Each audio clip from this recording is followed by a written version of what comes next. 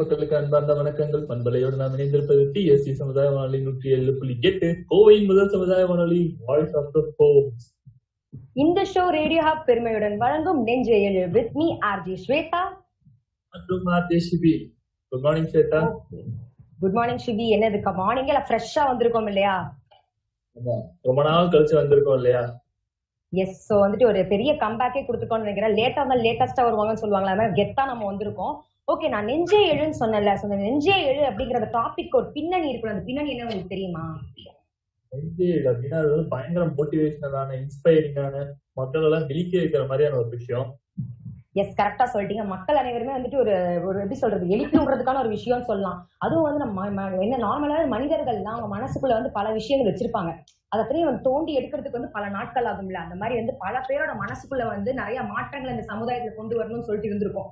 அது எல்லாத்தையும் நம்ம தோண்டி எடுத்த பின்னணி தான் இந்த நெஞ்சே சொல்ல போறோம். மொத்த விஷயத்துக்கான ஒரு முதல் படிதான் இந்த நெஞ்சே இல்லையா? S, correct. சோ அது மட்டும் இல்லாம நம்ம ரேடியோ ஹப் ஹிஸ்டரியில பாத்தீங்கன்னா வந்து ஆரம்பத்துல வந்து பிஎஸ்டி சூப்பர் சிங்கர், டிஜி டெக்ஸ்காட் டேலண்ட், அப்புறம் tea time live show start பண்ணி போன வருஷம் Asia book of record, Guinness world record அதெல்லாம் வாங்கிட்டு இந்த வருஷம் வந்துட்டு ஒரு மிகப்பெரிய ஈவெண்டோட இறங்கிருக்கோம் நான் நினைக்கிறேன். கரெக்டா? கண்டிப்பா. இந்த வருஷம் நம்ம கின்னஸ் ரெக்கார்டே வாங்கிட்டோம். அதுக்கப்புறம் என்ன பெரிய விஷயம் பண்ணலாம் அப்படின்னு நம்ம யோசிக்கும் போது நம்ம எல்லாரும் சேர்ந்து ஸ்டார்ட் பண்ணலாம் இந்த ours for Coimbatore vision India 2030. நம்ம இந்த வருஷத்தோட கிராண்டான ஈவென்ட். எஸ். சோ வந்துட்டு அது கெத்தா சொல்லணும் அப்படின்னு கேட்டீங்கன்னா, இது ours for Coimbatore vision India 2030 the world's biggest voice campaign phase 1 ஓட செலிப்ரேஷன் தான் இன்னைக்கு நம்ம பார்க்க போறோம். சோ ஃபேஸ் 1 ஓட செலிப்ரேஷன். எஸ். சோ ஃபேஸ் 1 ஓட ரெண்டு பார்ட், அதாவது RS for Coimbatore vision India 2030. RS for கோயம்புத்தூர்ங்கிறது நம்ம வந்து ரியல் சேஞ்சஸ் பண்றது, அதாவது பேசுறது மட்டும் இல்ல, நம்ம வந்து செயலையும் நம்ம நிறைய விஷயம் பண்ணணும் அப்படிங்கறதுக்காக நம்மளை சுத்தி இருக்க என்னென்ன விஷயங்கள்லாம் மாத்தணுமோ அந்தந்த விஷயங்களை மாத்ததான் RS for Coimbatore vision India 2030 நம்ம என்ன பண்ணிருக்கோம் நீங்க சொல்லுங்க. விஷன் இந்தியா 2030 நம்ம என்னென்னலாம் பண்ணிருக்கோம் அப்படின்னு கேட்டீங்கன்னா வந்து கிட்டத்தட்ட இப்போ வந்து நம்மளோட மெயின் எய்மே வந்துட்டு 1 lakh ஆடியோஸ் கலெக்ட் பண்ணணும் அப்படிங்கறது. அதோட ஃபேஸ் 1 நம்ம 50,000 ஆடியோஸ் ஆல்ரெடி கலெக்ட் பண்றோம்னு நினைக்கிறேன். கரெக்டா? கரெக்ட். இந்த 1 lakh ஆடியோஸ் மட்டும் இல்ல, 1 lakh சேஞ்சஸ், அதாவது மக்கள் கிட்ட என்னென்ன மாற்றங்கள் தேவைப்படுது, இந்தியா வந்து ஒரு வல்லரசு நாடா மாத்துறதுக்கு மக்கள் கிட்ட என்னென்ன மாற்றங்கள் தேவைப்படுது அப்படிங்கறத ஒரு சின்ன இனிஷியேட்டிவா, அதாவது நம்ம குரூப் ஆஃப் பீப்புள் மட்டும் சேர்ந்தோம்னா நம்ம இந்தியா வளர்ச்சா மாற்ற முடியாது, மொத்த இந்தியாவை சேர்ந்தாதான் மாற்ற முடியும். அதுக்கான ஒரு சின்ன இனிஷியேட்டிவா தான் நம்ம இந்த விஷயம் 2030 ப்ராஜெக்ட் ஸ்டார்ட் பண்ணி இப்போ வரைக்கும் நம்ம எவ்வளவு வாய்ஸ் சக்சஸ்ஃபுல்லா கலெக்ட் பண்ணிருக்கோம், எவ்வளவு சேஞ்சஸ் நம்ம எடுத்துக்கோம். எஸ். ஸோ இப்போ மட்டும் வந்து 50,000 ஆடியோஸ் நாங்கள் வந்து கலெக்ட் பண்ணியிருக்கோம். அது மட்டும் இல்லாமல் என்னன்னு கேட்டீங்கன்னா வந்து இந்த ஆடியோஸை வந்துட்டு அக்டோபர் 2019 கலெக்ட் பண்ண ஆரம்பிச்சோம். ஸோ கிட்டத்தட்ட 50,000 வாய்ஸ் இப்போ மட்டும் முடிச்சு அதுக்கான செலிப்ரேஷன் தான் இன்னைக்கு நாங்கள் இறங்கியிருக்கோம். சரி, ஓகே ஷிபி, எனக்கு வந்துட்டு என்னன்னா வந்து நம்ம ஆடியோஸ் கலெக்ட் பண்ணா எல்லாமே ஓகே. அந்த ஆடியோஸ்ல என்ன மாதிரியான கொஸ்டின்ஸ் இருக்கும், எப்படி நம்ம மக்கள்கிட்ட இருந்து அந்த பதில்கள்லாம் வாங்குவோம், அதெல்லாம் சொல்லிடுங்களேன்.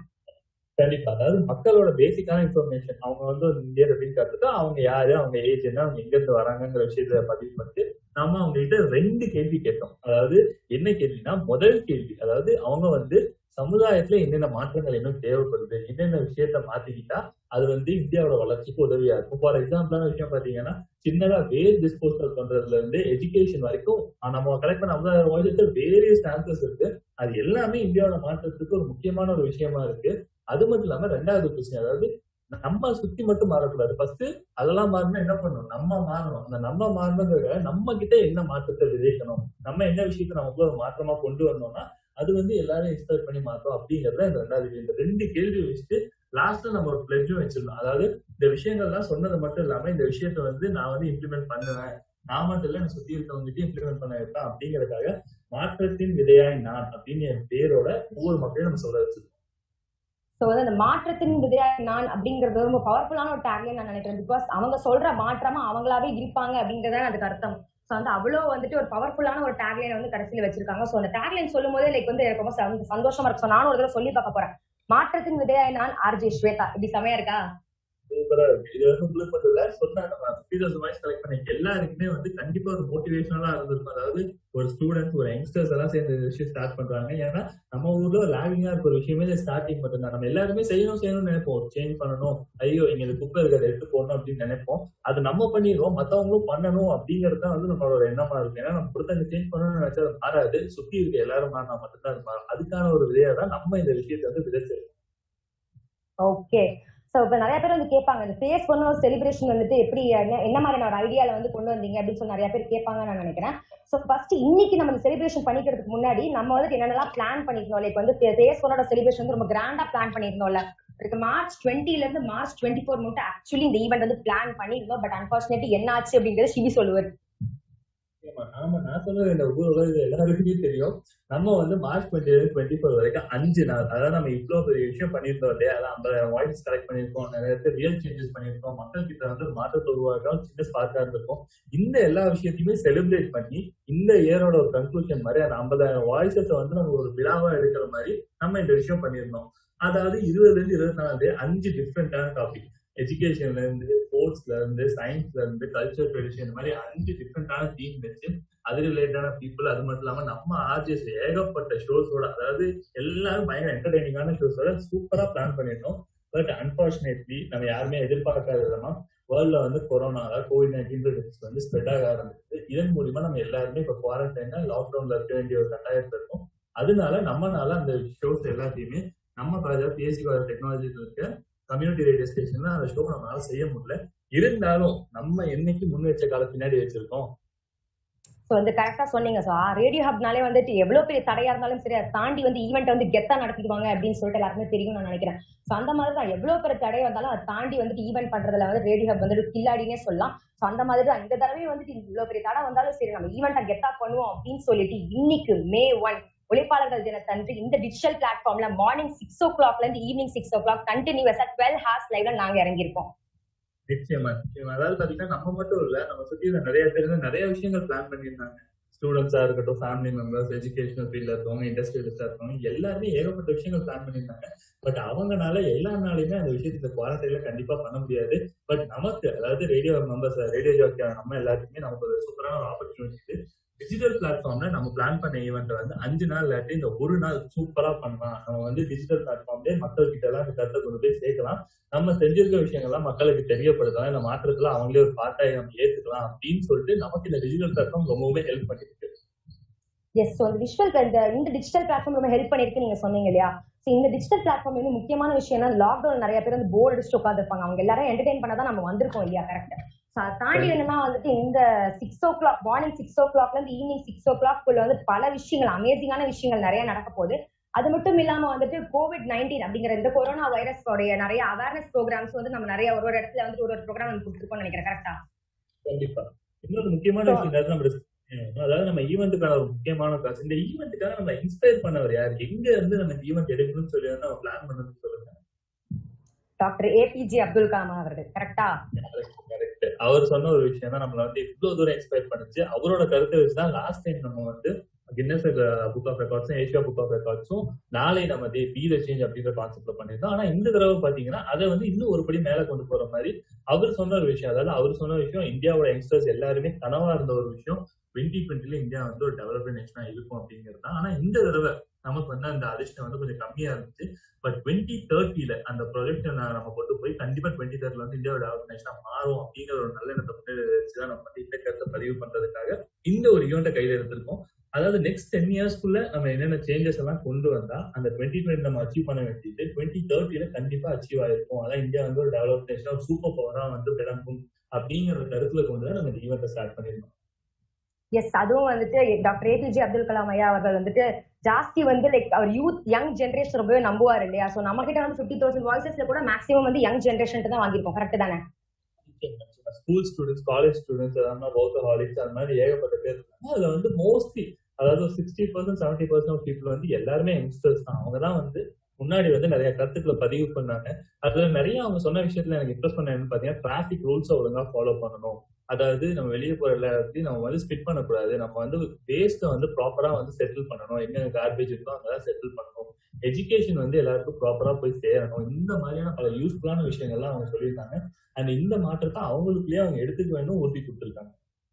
எஸ் ஷிபி, நீங்க சொல்லும் போது ஒரு விஷயம் ஞாபகம் வருது. லைக் ஒரு ஸ்கூல் ஸ்டூடெண்ட் வந்துட்டு ஒரு ஆடியோ எடுக்கிறப்போ வந்து அந்த ஸ்கூல்ல இருந்த அந்த பொண்ணு வந்துட்டு அவ்வளவு விஷயங்கள் சொல்றா. எஜுகேஷன் சிஸ்டம் பத்தியுமா இருக்கட்டும் சரி, அதே டைம் வந்துட்டு ரோட்ல போகும்போது யாராவது ஒருத்தங்க பெக்கர் விழுந்துக்கிறத யாருமே தூக்க மாட்டேங்கிறாங்க, அவர் வந்து பாவமா இருக்கு எனக்கு அந்த இடத்துல பார்க்கும்போது, சரி நம்ம போலாம் நினைச்சாலும் நம்மள விட மாட்டேங்கிறாங்க அப்படின்னு அந்த சின்ன குழந்தைங்களுக்கு நடுவுல இருக்கிற அந்த தாட் கூட வந்து சில பேருக்கு இல்லைன்னு நினைக்கும் சங்கடமா இருக்கு. ஆனா யோசிக்கலாம், அவ்வளவு சின்ன குழந்தைகளும் இவ்வளவு பெரிய தாட் ப்ராசஸா, எவ்வளவு பெரிய விஷயம். நிச்சயமா நிச்சயமா 2020க்கு அப்புறம் பாத்தீங்கன்னா இந்தியா தான் வந்து யங்கஸ்ட் ஒரு கண்ட்ரி அப்படின்னு நம்ம சொல்றாங்க. அதாவது அப்துல் கலாம் சார் அப்படியே அதை ப்ரெடிக்ட் பண்ண மாதிரி நம்ம தான் யங்கஸ்ட் கண்ட்ரின்னு சொல்றாங்க. ஏன்னா அந்த யங்ஸ்டர் அப்படின்ற ஒரு ஏஜ் நம்ம கன்சிடர் பண்ற பீரியட்ல இந்தியாவில வந்து 60+% ஆஃப் த பீப்புள் வந்து யங்ஸ்டர்ஸா தான் இருக்காங்க. அதனாலதான் இந்தியா வந்து 2030 சூப்பர் பவர் ஆயிரும்னு சொல்லிட்டு நம்ம கேரண்டியா சொல்றோம் இல்லையா? Yes. Okay, back to the today's event. என்னன்னு கேட்டீங்கன்னா வந்து நம்ம இன்னைக்கு ஆரம்பத்துல இருந்து சொல்லிட்டோம், மார்னிங் 6 வந்து ஈவினிங் 6 வந்து லைவ் பண்றோம் அப்படின்னு சொல்லிட்டு பல தடவை நம்ம சொல்லிட்டோம். இந்த நடுவில் சில ஸ்பெஷல் எலிமெண்ட்ஸ்லாம் இருக்கு, நம்ம அதை சொல்லியே ஆகணும்ல. நிச்சயமா நிச்சயமா. அதாவது நம்ம வந்து எப்ப பிளான் பண்ணாலும் ரேடியோ போட வச்சோம்னா அது நிறைய சர்ப்ரைஸ் எலிமெண்ட்ஸ் இருக்கும். அதாவது ஷோக்கு முன்னத்த நாள் வரைக்கும் அதை பிரேக் பண்ணப்ப, அதாவது நேற்று ஈவினிங் 6 மணி வரைக்கும் நமக்கு நிறைய சர்ப்ரைசஸ் இருந்துச்சு. இன்னத்தை ஈவெண்ட் பத்தி ஏகப்பட்ட சர்ப்ரைசஸ் இருந்துச்சு. அதுல ஒரு சிலதை மட்டும் சொல்லிட்டு நேற்று எல்லாரையும் வெயிட் பண்ண வச்சு சாயந்தரம் வரைக்கும் நம்ம ஒவ்வொரு சர்ப்ரைஸா பிரேக் பண்ணிருந்தோம். அண்ட் எப்பவுமே நம்ம ஷோஸ்லாம் பார்த்து நிறைய இன்ட்ரெஸ்டிங் ஃபேக்டர்ஸ் இருக்கும். நம்ம மட்டும் பேசிட்டு இருக்க மாட்டோம், நம்மளை சுத்தி இருக்கவங்க, நம்மளை பார்த்துட்டு இருந்தவங்க எல்லாருமே கூட்டிட்டு வந்து ஒரு டைம் பேச வைப்போம். அந்த அப்படி ஸ்பெஷலா நிறைய பேர் நம்ம கூட பேச வந்துட்டு இருக்காங்க இல்லையா? எஸ். சோ இது யாரெல்லாம் வராங்க அப்படின்னு கேட்டீங்கன்னா, மாகாப்பா அவர்கள் வராக, ஆர்ஜே விக்னேஷ்காந்த் அவர்கள் வராக, நக்கலை சசி அவர்கள் வராக மற்றும் பலர் வராக. சோ இது தவிர்த்து இன்னொரு ஸ்பெஷல் சர்ப்ரைஸ் எலிமெண்ட் இருக்கு, அதை நாங்க இப்ப சொல்ல மாட்டோம். நீங்க அதுக்காக வந்து கம்மிங் சூன் போட்டுறோம் நாங்க அதுக்கு. ஒரு விஷயம் மட்டும் நம்ம இப்ப வரைக்கும் யாருக்கும் பிரேக் பண்ணல. அதாவது பாத்துட்டு இருக்க மாட்டாங்க எல்லாருமே அவரோட ஷோ பார்த்து சாயந்தரம் வரைக்கும் காத்துட்டு இருக்கோம். யார் அந்த சர்ப்ரைஸ் எலிமெண்ட் அவர் பேச ஆரம்பிச்சதுனால அப்படியே அனல் பறக்கும். அவருக்கு ஈக்குவலா நம்ம வந்து அதுக்கு ரெடி பண்ணி வச்சிருக்கோம் அவர் கூட பேசுறதுக்காக. அப்படியே சிவி மொத்தமா அப்படியே சொல்லிடாதீங்க தெரியாம, பார்த்து அப்படியே கொஞ்சம் கண்ட்ரோல் பண்ணிக்கலாம் நம்ம. ஓகே, சோ இப்போ வந்து என்ன சொன்னீங்க? ஆக்சுவலி என்ன நீங்க சொன்னீங்கன்றதே கேட்கல, ஓவர்லாப் பண்ணி பேசிட்டு இருக்கோமா நம்ம ரொம்ப நேரமா? ஆமா, அதாவது 2 பேரும் தான் வந்து அது ஒரு ஆர்வம். ரொம்ப நாளா நம்ம ஈவெண்ட் எப்படா பண்ணுவோம் சொல்லிட்டு நம்ம வெயிட் பண்ணிட்டு இருந்தோமா. இன்னைக்கு ஈவெண்ட் நம்ம ஸ்டார்ட் பண்ணது 2 பேருக்கு ஒரு கட்டுப்படுத்த முடியாத சந்தோஷப்படும். அதனால அப்படி போயிட்டு இருக்கு, வேற ஒன்றும் இல்ல. இன்னைக்கு வந்து மே ஒரு ஸ்பெஷலான நாள், என்னன்னு சொல்லுங்க. இன்னைக்கு வந்து உழைப்பாளர்கள் தினம். கரெக்டா? கரெக்ட். அதாவது எந்த ஒரு நாடு நம்ம எடுத்துக்கிட்டாலும் அந்த நாடு வந்து முன்னாடி வரணும். எக்கனாமிக்கலா இருக்கட்டும், அவங்க வந்து எஜுகேஷனலா இருக்கட்டும், அந்த பல விஷயங்கள் எல்லாத்தையுமே வந்து அந்த இடத்துல உழைக்கிற மக்கள் வேணும். அதாவது நமக்கு ஒரு பாட்டுல கூட கேட்டிருப்போம், உழைப்பாளி இல்லாத நாடுதான் எங்கேயும் இல்லையா அப்படின்னு சொல்லிட்டு. அந்த மாதிரி எந்த ஒரு கண்ட்ரி நீங்க எடுத்துக்கிட்டீங்கன்னாலும் அந்த இடத்துல எல்லாமே உழைக்கிற மக்கள் அதிகமா இருப்பாங்க. நம்ம நிறைய கண்ட்ரி வந்து வல்லரசு நாடு ஆயிடுச்சு, நிறைய கண்ட்ரி வந்து முன்னாடி இருக்கு, அவங்க வந்து இந்த ஃபீல்ட்ல சூப்பரா இருக்காங்க, அந்த ஃபீல்ட்ல சூப்பரா இருக்காங்க அப்படின்னு நம்ம சொல்றது முக்கியமான காரணம் அந்த ஃபீல்ட்ல அதுக்கு பின்னாடி இருக்க ஒர்க்கர்ஸ் தான். அவங்க வந்து அவங்க ஃபுல் எஃபிஷியன்சியை போட்டு அவங்க அறிவுத்திறன் எல்லாம் வச்சு அந்த கண்ட்ரி வந்து முன்னாடி கொண்டு வரதுனால நம்ம வந்து அந்த கண்ட்ரி எல்லாமே வந்து பார்த்துட்டும் இந்த கண்ட்ரி சூப்பரா இருக்கு, இந்த விஷயத்துல அவங்க செம்மையா இருக்காங்கப்பா அப்படின்னு நம்ம சொல்லிட்டு இருக்கோம். அந்த உழைப்பாளர்களை போற்ற ஒரு தான் இன்னைக்கு. ஓகே ஷிபி, சோ கரெக்டா சொன்னீங்க. அது மட்டும் இல்லாம என்ன கேட்டீங்கன்னா, இந்த லாக்டவுன்ல நம்மள வீட்டுக்குள்ள இருக்கும். கரெக்டா? அது மட்டும் இல்லாம வந்து லைக் பிரைவேட் கம்பெனிஸ்ல ஒர்க் பண்றவங்க, அது மட்டும் இல்லாம பிரைவேட் ஐடி கம்பெனிஸ்ல ஒர்க் பண்றவங்க அது ஒர்க் ஃப்ரம் ஹோம் பார்த்துட்டு இருக்காங்க. லாக்டவுன்ல வீட்ல இருந்து ஒர்க் ஃப்ரம் ஹோம் பார்த்துட்டு இருக்காங்க. ஆனா அதையும் தாண்டி நிறைய பேர் வந்து இந்த லாக்டவுன்லயும் கொரோனாவோட ரிலீஃப்காக ஒர்க் பண்ணிட்டு இருக்கிற பல பேர் இருக்காங்க. ஃபார் எக்ஸாம்பிள் டாக்டர்ஸ் ஒரு பக்கம் ஒர்க் பண்ணிட்டு இருக்காங்க, போலீஸ் ஆபீசர்ஸ் ஒர்க் பண்ணிட்டு இருக்காங்க. அது மட்டும் இல்லாம கவர்மெண்ட்டுக்கு பேக் அண்ட் ஒர்க் பார்க்குற கவர்மெண்ட் அபிஷியல்ஸ் வந்து ஒரு பக்கம் ஒர்க் பண்ணிட்டு இருக்காங்க. ஸோ இவங்க எல்லாருமே வந்துட்டு ஒரு பெரிய ரோல் பிளே பண்றாங்கல்ல. நீங்க வந்து பாத்தீங்கன்னா இந்த மாதிரி சாஃப்ட்வேர் ஹார்ட்வேர் நம்ம எடுத்துக்கிட்டோம்னா ஹார்ட்வேர் சைட்ல இருக்கவங்களுக்கு வந்து நிச்சயமா இது வந்து ஃபுல்லா கண்டினியூ பண்ண முடியாது லாக்டவுன் பீரியட்ல. பட் சாஃப்ட்வேர்ல இருக்கவங்க எல்லாமே ஒர்க் ஃப்ரம் ஹோம்ல இருக்காங்க. இது எல்லாத்தையும் தாண்டி நம்ம சில ஒர்க்கர்ஸ் வந்து இதெல்லாம் மென்ஷன் பண்ணி ஆகணும். அதாவது அவங்களோட சர்வீஸ் நமக்காக கொடுப்பாங்க. போலீஸ்மேனா இருக்கட்டும், சானிடரி ஒர்க்கர்ஸா இருக்கட்டும், வாலண்டியர்ஸா இருக்கட்டும், ரொம்ப முக்கியமா டாக்டர்ஸா இருக்கட்டும், எவ்வளவு ரிஸ்கா இருக்குன்னு தெரிஞ்சா அவங்க வந்து இந்த லாக்டவுன் பீரியட்ல மக்கள் வந்து சேஃபா இருக்காங்க. அந்த விஷயத்துக்காக இந்த உழைப்பாளர்கள் வந்து ரொம்பவுமே ஸ்பெஷலான ஒரு விஷயம். அவங்களுக்கு இந்த வருஷம் ரொம்ப ஸ்பெஷலான ஒரு விஷயமா நான் கருதுறேன். எஸ், அது மட்டும் இல்லாம போலீஸ்மேன் பத்தி எல்லாம் சொல்லணும். ரொம்ப ஸ்பெஷலான விஷயம் என்னன்னு கேட்டீங்கன்னா வந்து லைக் அவங்க வந்து வெளில ஒர்க் பண்றாங்க. அதாவது ரோட்லயே லைக் வந்து ஒரு ஸ்ட்ரீட்ல இன்னொரு ஸ்ட்ரீட் ரவுண்ட்ஸ் எல்லாம் போகும்போது வெளியே சாப்பிட வேண்டியதா இருக்கும், வெளியே ஜாஸ்தி டைம் ஸ்பெண்ட் பண்ண வேண்டியதா இருக்கும். ஆனா நம்மள வீட்டுக்குள்ள ரொம்ப சேஃபா இருக்கும். சோ வந்து அவங்க பாருங்க லைக் அவங்களுடைய பர்சனல் லைஃபை சாக்ரிஃபைஸ் பண்ணிட்டு சொசைட்டிக்காக ஒர்க் பண்ணிட்டு இருக்காங்க. அதே மாதிரி தான் டாக்டர்ஸ் அவங்க பர்சனல் லைஃப், அவங்க வீட்டுல குழந்தைங்க இருக்கலாம், வைஃப், ஃபேமிலி, எவ்வளவு பெரிய ஃபேமிலி இருக்கலாம். ஆனா அதையும் தாண்டி வந்து அவங்க ஃபேமிலியோட டைம் ஸ்பெண்ட் பண்ண முடியாம லைக் இந்த மாதிரி டைம்ல வந்து இந்த மாதிரி கொரோனா ரிலீஃப்காக வந்து டோட்டலா ஒர்க் பண்ணிட்டு இருக்காங்க. சோ இவங்க எல்லாம் வந்துட்டு ஒரு பெரிய சாக்ரிஃபைஸ் பண்ணிட்டு சொசைட்டிக்காக ஒர்க் பண்ணிட்டு இருக்காங்கன்னு நினைக்கிறேன். சோ இவங்களுக்கு எல்லாம் வந்து நம்ம ஒரு பெரிய சல்யூட் கொடுக்கணும் இல்லையா? நிச்சயமா நிச்சயமா எல்லாருமே, அதாவது மொத்த வேர்ல்டே வந்து அவங்களுக்காக வந்து இந்த இடத்துல சாக்ரிஃபைஸ் பண்ணி நமக்காக சாக்ரிஃபைஸ் பண்ணி அவங்க இருக்காங்க. அவங்க நிச்சயமா இந்த இடத்துல பாராட்டியே ஆகணும். அது நம்ம ஷோக்கு எந்த போட வேண்டிய நேரம் வந்துருச்சு. ஓகே, சோ அந்த ஷோ முடிச்சுக்கலாம் நான் நினைக்கிறேன். ஸ்ருதி, என்ன சொல்றீங்க? சூப்பர். இன்னைக்கு வந்து நிறைய விஷயங்கள் நம்ம சொல்லியிருந்தோம். இந்த விஷயங்களை வந்து ஃபாலோ பண்ண நமக்கு நிறைய ஆர்டிஸ்ட் வந்துட்டு இருக்காங்க. இன்னொரு சிறப்பான ஷோல இன்னைக்கு நான் உங்களை மறுபடியும் சந்திக்கிறேன். அன்டில் தென் உங்களிடம் வந்து பாய் சொல்றது நான் உங்கள் ஆர்ஜே ஷிபி மற்றும் ஆர்ஜே ஸ்வேதா. தொடர்ந்து இணைந்திருங்கள். இது டிஎஸ்டி சமுதாய வானொலி 107.8 கோவையின் முதல் சமுதாய வானொலி, வாய்ஸ் ஆஃப் தி ஃபோக்ஸ்.